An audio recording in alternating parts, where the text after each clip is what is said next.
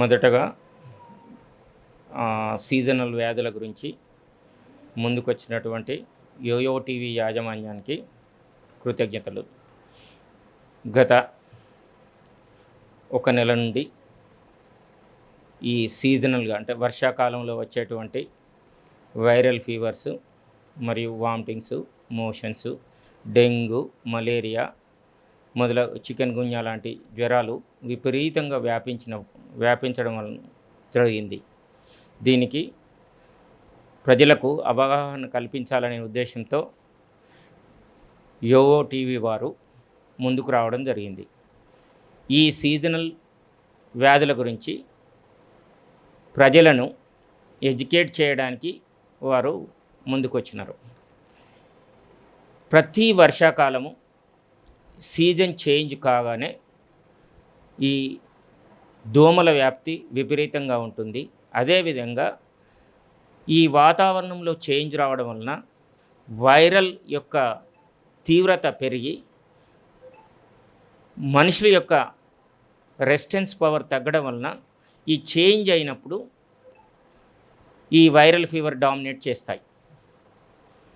ప్రతి ఒక్కరూ జ్వరం రాగానే ఈ రోజుల్లో డెంగ్యూ ఏమన్నా వచ్చిందేమో అని కంగారు పడకుండా జ్వరం వచ్చిన పిదప ముందుగా ఇంట్లో ఉంచుకున్నటువంటి పారాసెటమాల్ ట్యాబ్లెట్లు, ప్రతి ఒక్కరి ఇంట్లో పారాసెటమాల్ అనే ట్యాబ్లెట్లు ఒక 20-30 ట్యాబ్లెట్లు ఇంట్లో ఉంచుకొనవలను. మొదటగా జ్వరం వచ్చిన ప్రతి ఒక్కరికి పారాసెటమాల్ ఏదైతే అంటున్నారో 50-60 కిలోల పైన ఉన్న వాళ్ళకు మాత్రమే 650 mg వేయాలి. 50 కిలోల లోపల 60 కిలోల లోపల ఉన్న వాళ్ళకు 500 mg సరిపోతుంది. ఒక పారాసెటమాల్ గోళీ జ్వరం వచ్చిన పిదప రోజుకు 3 సార్ల కన్నా ఎక్కువ వేయకూడదు. అలా 1-2 రోజులు చూసిన పిదప జ్వరము కానీ వీక్నెస్ కానీ నీరసం ఎక్కువ ఉన్నట్లయితే దగ్గర ఉన్నటువంటి ఆరోగ్య కేంద్రాలకు కానీ ప్రైవేట్ హాస్పిటల్కి కానీ కంగారు పడకుండా వెళ్ళి డాక్టర్ చెప్పినటువంటి సూచనలు పాటిస్తూ వాళ్ళు ఏదైనా టెస్ట్ చేయమంటే చేయించుకొని వాడమన్న మందులు నిర్దిష్ట కాల వ్యవధిలో అంటే 7 రోజులు వాడమంటే 7 రోజులు, 5 రోజులు వాడమంటే 5 రోజులు, 8 రోజులు వాడవాలను. కానీ చాలామంది 1-2 రోజులు ఈ యాంటీబయాటిక్స్ కానీ ఇవి వాడి మరలా బంద్ చేస్తూ ఉంటారు. అలా బంద్ చేయడం వలన ఇవి తిరిగి మరలా వస్తుంటాయి. మోస్ట్ ఆఫ్ ద టైమ్స్ డాక్టర్లు కూడా ఈ వైరల్ ఇన్ఫెక్షన్స్కి ఎలాంటి ట్రీట్మెంట్ లేకున్నప్పటికీ పేషెంట్ యొక్క ఆదుర్దను, రిస్క్ను దృష్టిలో పెట్టుకొని రకరకాల యాంటీబయాటిక్స్ డాక్టర్లు రాస్తారు. సరే, రాసిన యాంటీబయాటిక్స్ను 5 to 7 days are 5 to 10 days విధిగా వాడాలి. కానీ 100కి 50 మంది పేషెంట్లు 2 రోజులు 3 రోజులు వాడి తిరిగి పక్కకు పెట్టడం జరుగుతుంది. అదేవిధంగా ఇప్పుడు భయపడుతున్నటువంటి డెంగీ అది దోమ వలన వస్తుంది. ఆ దోమ ఏడిస్ ఈజిప్టై అనే ఒక దోమ వలన కుట్టడం వలన వస్తుంది. అది మామూలుగా చూడడానికి తెల్లటి మచ్చ చారలతో కలిగి ఉంటుంది. అది దాదాపు డే టైంలోనే కుట్టడానికి ఆస్కారం ఎక్కువ ఉంది. కానీ నైట్లో లైట్లు వేసుకొని ఉండడం వలన కూడా నైట్లో కుడుతుంది. ఈ యొక్క దోమలను కుట్టకుండా జాగ్రత్త పడినట్టయితే మనం డెంగీ నుంచి నివారణ పొందవచ్చు. అదే మస్కిటోస్ వాడడం, మస్కిటో వాడకం అనేది ఇదేంటి మన పిల్లర్స్ కానీ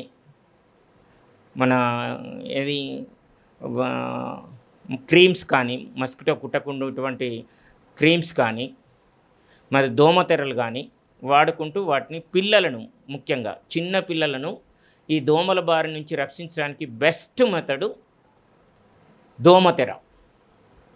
అదేవిధంగా పెద్దవాళ్ళను సాయంత్రం పూట ఎట్టి పరిస్థితిలో దోమలు కుట్టకుండా ఉండాలంటే వాళ్ళ యొక్క రూమ్స్ మొత్తం సాయంత్రం కాగానే క్లోజ్ చేయాలి. మస్కిటో రిఫిల్లెంట్ మాత్రం అంటించేసి దోమలు కుట్టకుండా జాగ్రత్త తీసుకోవాలి. పిల్లల విషయంలో దోమతెర వాడడం అన్నిటికన్నా సురక్షితమైన మెథడ్. ఎందుకంటే ఈ యొక్క పిల్లెంట్స్ కానీ క్రీమ్ కానీ ఇవి వాడడం వలన కొన్ని రకాల సైడ్ ఎఫెక్ట్స్ కలుగుతాయి కాబట్టి వాళ్ళకు ఓన్లీ దోమతెర అన్నిటికన్నా శ్రేష్టం. ఈ డెంగ్యూ లక్షణాలు ఎట్లా ఉంటాయంటే విపరీతమైన తలనొప్పి, విపరీతమైన ఒళ్ళు నొప్పులు, కాళ్ళు ఇరిగిపోయినంత నొప్పి ఉండడము, సడన్గా హై టెంపరేచర్ రావడము జరుగుతుంది. ఇది ఒక్కొక్కసారి ఒకే రోజు వచ్చి వెంటనే తగ్గిపోతుంది. తర్వాత 2-3 రోజుల తర్వాత బాగా నీరసించిపోవడము, చెమట రావడము, తల తిరగడము ఇట్లాంటి లక్షణాలు ఉంటాయి. అప్పుడు వెంటనే దగ్గరలోని ఆరోగ్య కేంద్రానికి కానీ వెళ్ళి సింపుల్ టెస్ట్, ఒకవేళ సిబిపి చేసినట్టయితే దాంట్లో డాక్టర్ గారు ప్లేట్లెట్స్ ఎంత ఉన్నాయి, హీమో కాన్సన్ట్రేషన్ అనేది చూస్తారు డాక్టర్లు.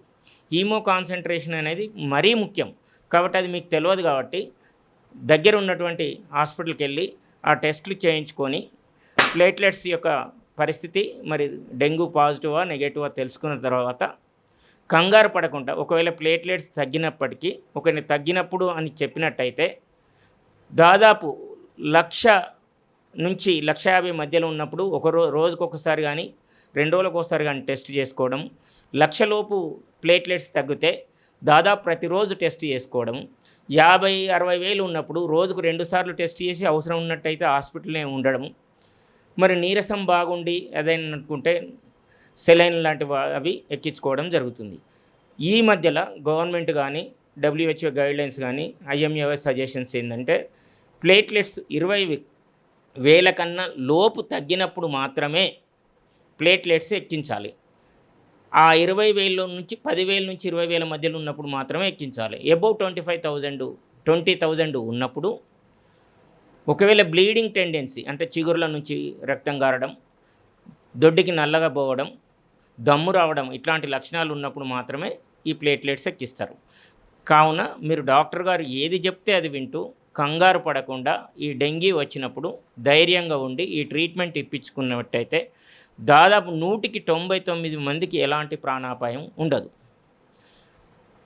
ఇకపోతే అందరూ జ్వరం వచ్చి ఒళ్ళంతా నొప్పులుండి ర్యాష్ ఉండి నడవలేని పరిస్థితి రాగానే డెంగ్యూ అనుకొని కంగారు పడుతుంటారు. కానీ 100కి 60 నుంచి 80 పాళ్ళు అవి నాన్ స్పెసిఫిక్ వైరల్ ఫీవర్స్.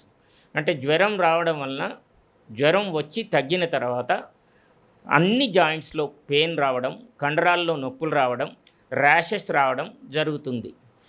ఈ లక్షణాలు ఉన్నప్పుడు దాదాపు ఇది వైరల్ ఫీవర్ కింద లెక్కబెట్టుకొని అయినప్పటికీ డాక్టర్ చెప్తున్నటువంటి యొక్క పాటిస్తూ ఎలాంటి ఆందోళనకు చెందకుండా ట్రీట్మెంట్ ఇప్పించుకోవాలి. దీనికి స్పెసిఫిక్గా అంటూ ఎలాంటి ట్రీట్మెంట్ లేదు. ఇలాంటి లక్షణాలు దాదాపు 3 నుండి 7 రోజుల వరకు తగ్గిపోతుంది. కొందరికి 20 నుంచి నెల రోజులు కూడా ఉంటుంది. అయినప్పటికీ దానికి ఎలాంటి ట్రీట్మెంట్కి కానీ భయపడాల్సిన అవసరం లేదు, ఎలాంటి ట్రీట్మెంట్ లేదు. ఓన్లీ ఉపశమనం కొరకు మాత్రమే మాత్రలు వాడాలి. మలేరియా కూడా ఈ మధ్యలో అసలు మలేరియా అనేది చాలా తగ్గిపోయింది. ఎప్పుడైతే ఈ dengue, chikungunya viral fevers start అయినాయో ఇప్పుడు మలేరియా దాదాపు కనుమరుగైంది. మలేరియాలో ఏంటంటే విపరీతమైన చలి వణుకు వస్తుంది. వచ్చినప్పుడు ఒకవేళ ఈ క్లోరోక్విన్ మాత్రలు వాళ్ళు డాక్టర్లు సూచిస్తారు. సో ఇప్పుడైతే మలేరియా అనేది బాగా తగ్గుముఖం పట్టింది. నెక్స్ట్ బీపీ, షుగరు ఉన్న వాళ్లకు డెంగీ లాంటి లక్షణాలు కనబడ్డప్పుడు పెద్దవాళ్ళను ఇమ్మీడియట్లీ హాస్పిటల్కు తీసుకెళ్ళి సరి అయిన పరీక్షలు చేయించుకొని సరి అయిన వైద్యం చేయించుకున్నట్టయితే ఎలాంటి ప్రాణాపాయం జరగకుండా మనం కాపాడుకోవచ్చు.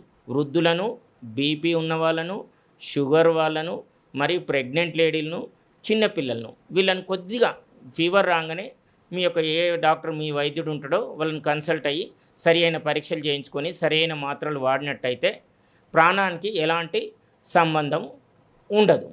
నెక్స్ట్ వీళ్ళందరూ రాగానే ఎనీ ఫస్ట్ ఫీవర్ రాగానే మనం చేయాల్సిన పనులు ఏంటంటే ద్రవం అంటే వెనకట అసలు ఇప్పుడు చేసుకుంటలేరు. ఇంతకుముందు జ్వరం రాగానే గంజి జావ కాల్చి 2-3 లీటర్ల జావ కాల్చి వాడిని పొద్దంతా తాగిపిస్తూ ఇంట్లో రెస్ట్ తీసుకోమనేది. అప్పుడు అదే జ్వరం, అదే వైరల్ ఫీవర్ అప్పుడు గుంటూ ఉండేది. అప్పుడు 3 to 7 డేస్లో అదే తగ్గిపోయేది. కాబట్టి జ్వరం వచ్చిన ప్రతి వ్యక్తి ఒక నాన్ వెజ్ తప్ప, ఫ్రైడ్ ఐటమ్స్, నాన్ వెజ్ తప్ప, ద్రవ పదార్థాలు అంటే ఏంది? సూప్స్, ఇంగ్లీష్లో చెప్పాలంటే సూప్స్, జావా, గంజి, మజ్జిగ, పాలు, అన్ని రకాల పండ్లు. షుగర్ లేని పేషెంట్లు అయితే దాదాపు ఏ పండైనప్పటికీ తీసుకోవాలి. అంటే దాదాపు 3 to 5 లీటర్స్ ద్రవ పదార్థాలు తీసుకున్నట్టయితే పేషెంట్కు నీరసం రాకుండా తొందరగా క్యూర్ అవ్వడానికి అవకాశం ఉంటుంది. కాబట్టి ప్రతి ఏ జ్వరం వచ్చిన పేషెంట్ అయినా కానీ, డెంగ్యూ కానీ, చికెన్ గున్యా కానీ, ఎనీ వైరల్ ఫీవర్, మోషన్స్ అయిన వాళ్ళు కూడా ద్రవ పదార్థాలు ఎక్కువ తీసుకున్నట్టయితే, దాంట్లో ఈ ద్రవ పదార్థాల్లో మళ్ళీ ఏమైనా తీసుకోవచ్చా అని అనుకున్నప్పుడు రుచి కొరకు జీలకర్ర పౌడర్ లాంటిది కానీ అది ద్రవ పదార్థంలో వేసినట్టయితే, ఉప్పు కూడా వేసుకోవచ్చు, కొద్దిగా షుగర్ కూడా వేసుకోవచ్చు, ఎనర్జీ వస్తుంది. కాబట్టి పండ్లు మరియు లిక్విడ్స్, ద్రవ పదార్థాలు ఎక్కువ తీసుకున్నట్టయితే తొందరగా రోగి బయటపడడానికి వీలుంటుంది. నెక్స్ట్, హైజీన్, స్నానం చేయొచ్చా లేదా, ఇట్లాంటి చాలామంది డౌట్ తింటారు. జ్వరం వచ్చిన ప్రతి పేషెంటు ఈవెన్ రోజు 2 సార్లు చేస్తే ఇంకా బెస్ట్. ఇంకోటి 101, 102 బాగా జ్వరం వచ్చినప్పుడు వెంటనే ఒక తడిగుడ్డ తీసుకొని బట్టలు వదులు చేసి తల నుంచి కాలు వరకు తూడుస్తూ పోవాలి. వీలైతే వట్టి గుడ్డతోని కానీ, లేదంటే కాటన్తో కానీ, టవాల్తో కానీ, ఆరిన పిదప వెంటనే, ఆరినప్పుడల్లా వెంటనే తూడ్చుకుంటూ పోయినట్టయితే వెంటనే ఫీవర్ కంట్రోల్ అవుతుంది. ఏ జ్వరం వచ్చిన వ్యక్తి ఎక్కువ జ్వరం ఉన్నదంటే వాళ్ళు ఎవరన్నా కానీ, షుగర్, బీపీ, పెద్దవాళ్ళు ఎవరన్నా కానీ తడిగుడ్డతోను తూడవడం ఫస్ట్ చేయాల్సిన ఇది. నెక్స్ట్, ద్రవ పదార్థాలు తీసుకోవడం సెకండ్. మూడవది, ఇంట్లో పారాసెటమాల్ ఉంచుకొని ఒక పారాసెటమాల్ ట్యాబ్లెట్, అది 60 కిలోల పైన ఉంటేనేమో 650 mg, 60 లోపు ఉంటేనేమో 500 mg సరిపోతుంది. ఓ రోజుకు 3 సార్ల కన్నా ఎక్కువ వేయకూడదు.